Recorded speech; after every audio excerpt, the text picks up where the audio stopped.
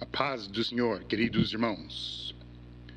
Aqui fala o pastor Eldon Kratz e queria compartilhar a parábola do iceberg.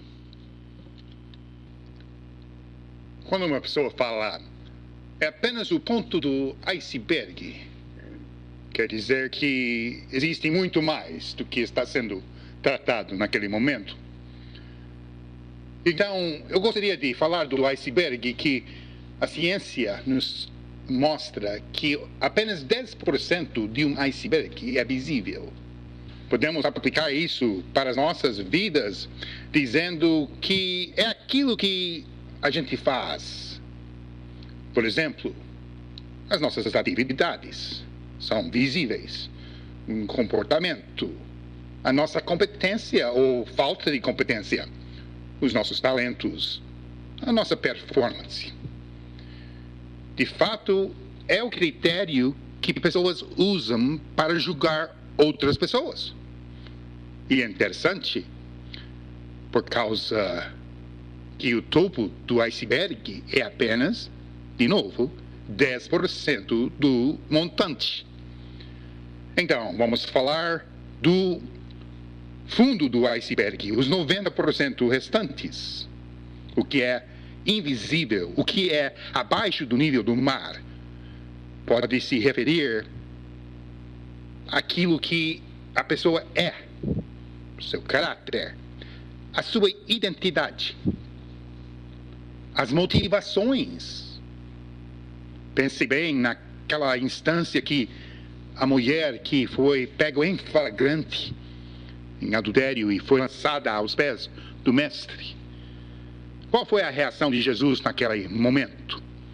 Obviamente, de amor, graça, perdão para a mulher, porque ele vê o coração arrependido.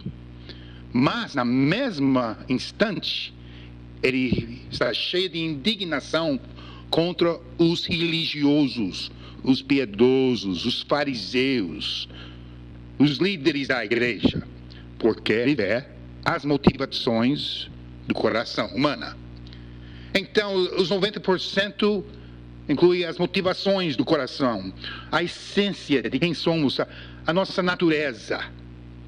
É o critério que Deus usa para nos julgar. Agora, existem duas forças poderosas que atingem icebergs. A primeira força é o tsunami. No Alasca, onde tem muitos icebergs, tem o recorde mundial de um tsunami, a onda gigantesca. Eles falam que chegou à altura de um prédio que seria um prédio de 170 andares de altura. Que onda! Até icebergs formosos iriam ser afetados com um tsunami dessas, não acha? Então, o tsunami nas nossas vidas pode ser aqueles desastres naturais, ou seja, terremotos, etc. Agora, tem outros desastres que são induzidos por homens, desastres que incluem colapso econômico, vamos dizer, de um país, ou hoje em dia até o mundo inteiro está encarando o colapso econômico, que é causado pelo homem. Pode incluir também convulsões geopolíticas e guerras e coisas parecidas. Então, a primeira força poderosa que atinge icebergs são tsunamis. E também pode atingir icebergs ataque inimiga. Ou seja, homens que coloquem explosivos em icebergs para abrir caminhos para trajetos de embarcações. Eles podem destruir icebergs através de explosões. Todo ser humano tem também uma outra força poderosa que vem contra o seu bem-estar. E essa força inimiga se chama o diabo, ou forças demoníacas. De fato, uma das armas mais potentes que o inimigo das nossas almas tem à sua disposição são pessoas que se colocam à disposição do diabo para fazer o trabalho do diabo. Ou seja, através de crítica, fofoca, acusações falsas, julgamentos falsos, eles podem detonar com vidas preciosas. Essas duas forças poderosas em alcance são universal. Em outras palavras, cristão e pagão vão receber essas duas influências nas suas vidas. Para o restante dessa parábola, eu queria focalizar a atenção no ataque inimigo contra os filhos de Deus. Sendo assim, eu vou colocar uma cruz no centro do iceberg para lembrar que isso se trata exclusivamente de filhos e filhas de Deus. Ataque demoníaco. Você sabe que a melhor forma de perder um jogo de futebol é de menosprezar a força do adversário. A melhor forma de perder uma guerra é menosprezar a força do inimigo. E é assim espiritualmente também falando. Nós temos que entender quem é o diabo, quais são as armas que ele usa contra nós, porque a Bíblia fala que ele é um leão procurando quem devorar. Em Efésios 6:16, lemos o seguinte: tomando sobretudo o escudo da fé, com o qual podereis apagar todos os dardos inflamados do maligno. Dardo já não é ruim o suficiente, tem que ser inflamado? Paulo está dizendo aqui que o nosso inimigo, ele está jogando para valer. Não está de brincadeira nenhum. E o inimigo usa dardos inflamados contra a parte visível, porque ele não tem acesso à parte invisível, aos 90%. O único acesso que ele tem para o crente é a parte visível. Então, ele tenta bombardear com dardos inflamados, geralmente usando, escute aqui, queridos, outros irmãos em Cristo.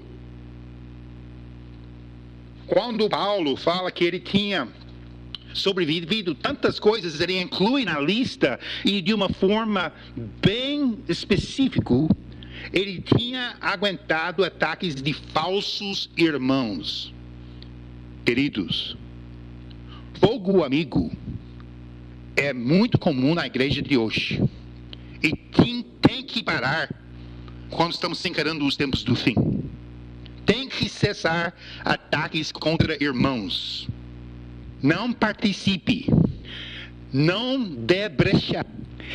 Não seja instrumento usado nas mãos do diabo. Não caia em fofoca. Não participe. Porque nós participando, o que pode acontecer é os dardos que nós lançamos contra um irmão podem penetrar eventualmente o coração daquele irmão, daquela irmã.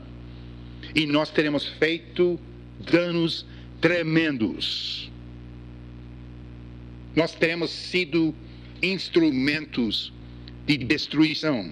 Porque uma vez que dardos inflamados chega no coração do crente, tudo muda para aquele crente. Primeira reação quando um dardo inflamado penetra o coração do crente é medo. O coração do crente penetrado com um dardo inflamado do maligno causa medo. Medo é um aliado muito poderoso do inimigo das nossas almas. Ele gosta de causar medo. O que vem acompanhado com medo? Egocentrismo. Em outras palavras, quando um filho de Deus sente medo, começa a pensar em sobrevivência, começa a pensar em si mesmo. Esse egocentrismo tem consequências severas no corpo de Cristo. Uma pessoa que está focalizada nos seus próprios dores, no seu próprio medo, nas suas próprias inseguranças, começa a se isolar do corpo de Cristo. Esse isolamento traz solidão. Uma vez que uma pessoa se sente só, o diabo tem onde deitar e rolar naquela vida. Solidão é acompanhado por depressão. Uma vez que tem uma pessoa, filho ou filha de Deus, em depressão, derrota espiritual está batendo na porta. E uma vez que a porta é aberta para derrota espiritual, se torna viável um colapso espiritual. Que tragédia. Querido ouvinte, se você se acha nesse momento, nesse trajeto, pare, volte atrás em arrependimento sincero.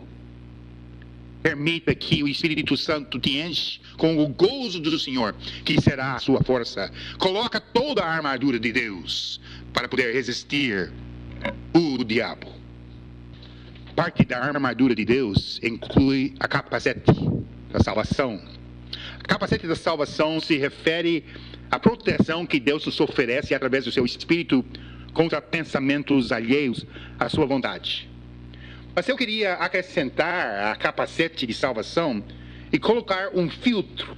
Irmãos, se nós colocássemos o que eu chamo filtro de Filipenses, é uma filtragem baseada no capítulo 4, versículo 8 de Filipenses. Se passássemos todo e qualquer pensamento através dessa filtragem, nós iríamos nos proteger. Deixe-me explicar. Se todo e qualquer pensamento que viesse para nossa consciência fosse passar pelo filtro de perguntas assim: é verdadeiro? É honesto? É justo? É puro? É amável?